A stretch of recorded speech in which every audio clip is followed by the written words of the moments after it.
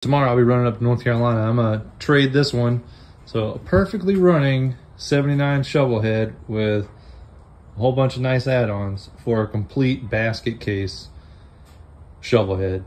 But that shovelhead's gonna be in a straight leg panhead frame with some other super cool chopper stuff on it. So I'm okay with that trade.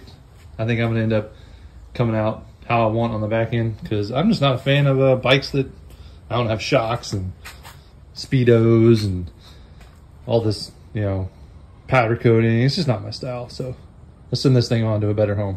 Okay, so here's a real quick update on the trade I did. So traded the 79 for another 79. So this is a 79 80 cubic inch shovelhead motor.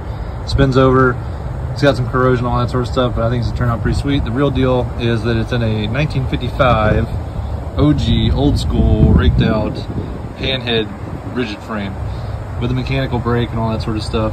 It's got a ratchet top transmission with a super cool case. I don't really know anything about it, but I'm gonna look up some more. So it looks like a Doherty machining. If anybody knows or seen any of that sort of stuff, hit me up, let me know.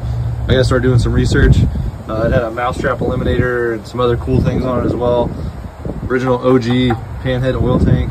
A bunch of other cool just chopper parts. I'm not sure. That's an old school fender from, I don't know if it's shovel or what, but I'm probably gonna run it. Fender setup, cool, old school, Goodyear rubber on it, but it's like new and 30 years old. It's awesome, I love it. A lot of cool things over here.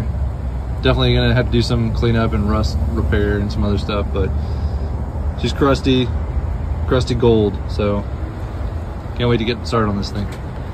Here's the bike out of the truck. I put the gas tank on it and the solo seat. I think I'm gonna leave the fender the same. The oil tank looks, so it's dirty on the inside, but it's not rusty, so I can flush all that out. Motor turns over good. Compression on both cylinders.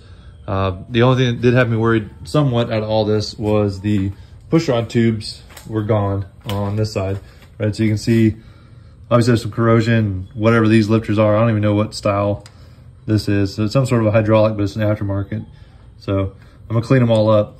There is some corrosion on them, but I was worried since the oil drains come from here and then go back down inside the case if I was gonna have some issues like inside. So I went ahead and pulled the cam cover off and everything in here looks fine. So dodged a bullet on that one, and I think I'll be able to make this motor run very quickly, just based on everything else. So I'm gonna pull the lifter blocks off, clean these up, put all this back together. The intake ports on both sides look fine, so I'm gonna put a new manifold and everything on this S&S carb that I have sitting on the shelf, and then clean out some of these, but it's already been pumping oil out of it, so I know the oil pump at least works that much.